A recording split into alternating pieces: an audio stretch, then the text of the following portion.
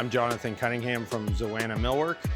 Today is March the 12th, 2026. We're here at the Atlantis Resort, specifically at the Mandara Spa project, where we're starting to install our millwork.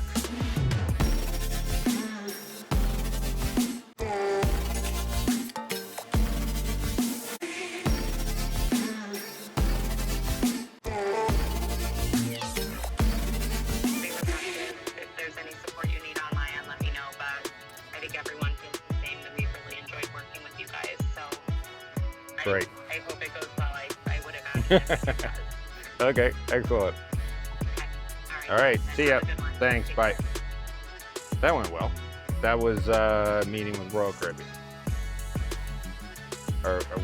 We have a weekly meeting where we just discuss where we're at or things we're working on, anything new that's come up.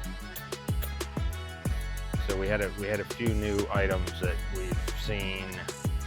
They need maintenance, so we help them with a lot of their ongoing maintenance and issues that they have at the Royal Beach Club on Paradise Island.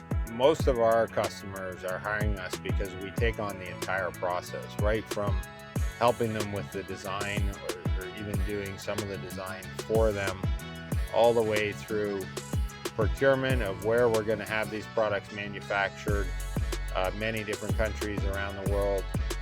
And then we go through all the shop drawings with the manufacturer. We have an entire quality control process throughout the manufacturing where we can see what's being built, we can see the materials, the level of finishes. Then it turns into packaging when the goods are done, and they all get wrapped up, ready for shipping. And then we track all the logistics of shipping them all the way to the Bahamas. And finally, the team installs everything. So we're involved in the project from very, very early on, all the way through to the absolute end and the final cleaning. What a cool building.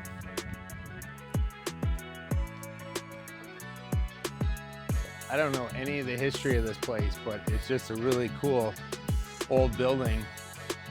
You know, Georgian style architecture. It's obviously stone blocks. No idea what the age is, but it's super cool.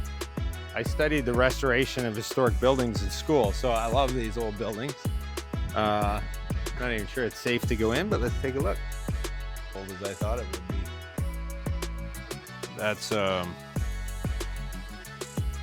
That is a manufactured door from a shop. That's not extremely old. Still a beautiful mahogany door with some working hardware. That's plaster. Egg. It's called egg and dart. That's what this motif is. That's the egg, and then the dart is the. It fits in between the egg, and then these are called dental moldings. And that is a piece of crown. What a property. Cool. What a beautiful staircase. This is like an extreme level of craftsmanship to be able to build circular staircase like this. There used to be a wooden handrail. I can see the holes drilled from the mahogany handrail that went around it. The treads are tapered. I learned all this in school, but these are the kind of skilled trades that we just don't have anymore. There's very few people. It's getting down to very few people in the world that can actually build custom circular staircases like this. It's really an amazing piece of art. Wow, what a house. Put that into AI and see if it can generate an image of what this house looked like when it was newly built. That's too bad. I thought I was looking at an old historic gem. But you can tell what makes it valuable is the quality of construction. Just the architecture alone makes it a valuable property. It's very similar, you know, whether we're doing exterior millwork on a building or interior millwork. The architect's original vision and idea behind the building and what the purpose of the building is for, you know, we need to maintain that in what we do. it doesn't make any sense that that new shopping plaza there, if that, for instance, is being built in a colonial Bahamian design with wooden Bahamian shutters on the outside, and then you open the door and walk in and you've got modern glass cabinetry and lots of bright lighting, and they don't fit, they don't mix well together. So even if it's on the interior of the building, and even if it's the cabinetry, you still have to maintain the vision of the space. And that's a big part of, that's what architects do. They don't just design the exterior, they design the entire experience all the way through the building. So everything that we create is part of that experience.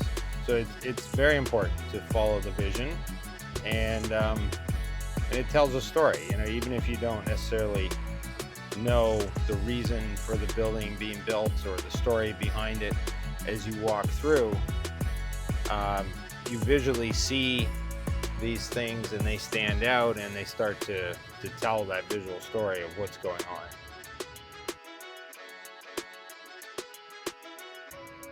The other things we're going to talk about as we drive, and I should pull it up on my phone, but some of the developments, there's a tremendous amount of construction development all throughout the Bahamas, and the majority of it, of course, is here in Nassau. But as we drive along, I'll point out a few of the things. Some of them we're working on, some of them are just coming out of the ground. But in total, there's over $12 billion in new construction going on in the Bahamas, which is, it's just an unbelievable amount. It's really it's quite a boom and spectacular for our economy. This is the new synagogue that's being built here, a beachfront property. It's a beautiful modern building. It's just spectacular. There's some renderings online.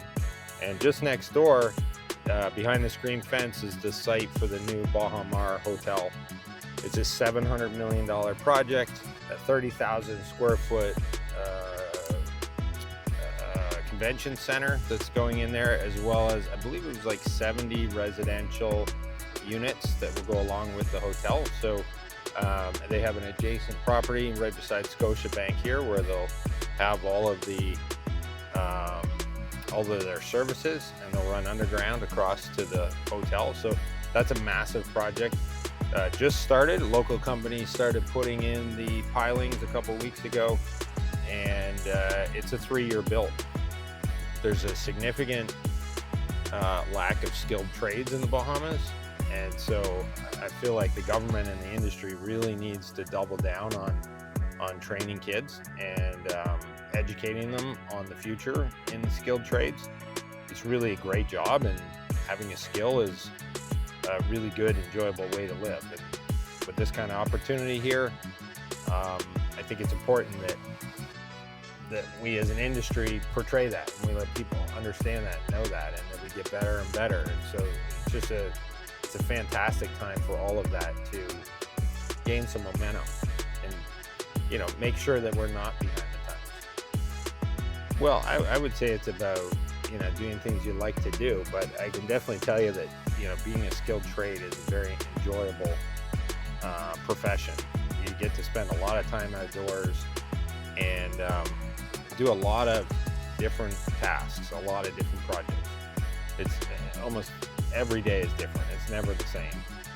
And so, yeah, it's a lot of fun. I think there's specific ones in the near future that are really going to boom. Everybody's talking about electricians and the need for a lot of electricians in building these AI data centers, which is all true. Electricians have always been a great trade, but there's definitely going to be a major need. There currently is a major need, not just here in the Bahamas, but throughout the United States, across North America. And it's only going to become a bigger problem with lack of skilled trades in the coming years as they're needed more and more for AI. So electrician is a great one, but in general, we need plumbers, carpenters, cabinet makers, pretty much all of the skilled trades are desperately needed now. And I believe more and more as AI changes sort of our future and the way that we do things, and as we start to integrate robots and AI into construction, it's going to put an even greater emphasis on highly skilled workers. So, you know, some jobs robots will be able to do, but it will just emphasize the fact that the things robots can't do, we require highly skilled trades. And so it's a great time to learn, get into the trades, become very good, because your skills are going to be highly valued in the future. And I would say they're highly valued now. If you live in the Bahamas and you get really good at what you do, with billions of dollars in development all around you, you have tremendous opportunity to make a lot of money. And you know, it's just not the way it used to be, where everyone used to think a doctor or a lawyer were the only ones that made money. That's just not the case anymore. You need to learn. You need to become good at what you do, constantly improve. Those are the kind of things that doctors and lawyers do, right? If you become a real professional and great at what you do, the amount of money that you can make in the construction industry is phenomenal. Yesterday, I went for a cocktail reception in the Bridge Suite there at the Royal Towers in the middle, the Michael Jackson Suite. And that was very cool. I talked to the CEO, or the president and managing director of Atlantis, and she was explaining the $400 million in funding that they have, that they're going to put into the cove, as well as some of the rest of the property. And then they're working on finalizing their deal for the rebuild of the beach club towers that has been closed now for a little while, slated for redevelopment. So in addition to the 400 million, they'll be really redeveloping an entire new hotel, hundreds of millions more, just into Atlantis itself. This project is a great example of what a typical multi-million-dollar millwork installation looks like. We have 30 different installers on site, putting in all of the cabinetry as well as all the stone countertops. We're also doing the wooden staircase, and that's fairly typical in these large projects. We provide a lot of the scope items, and we shipped it all with the stone countertops that we're installing. As we put the cabinetry in, the electrician connects the lighting, and then they can tile the backsplash. We get some wallpaper on the walls here and cleaned up, and this room is nearly ready to go. Guys, ooh, looks good. Where is everybody? You want lunch? There's lots of lunch. We have just under 30 people on site right now. They're all sitting down having a lunch. We send lunch out every day so they don't have to run around trying to find lunch. And we keep the guys happy and well fed and working hard. And this is a typical kind of large scale millwork project.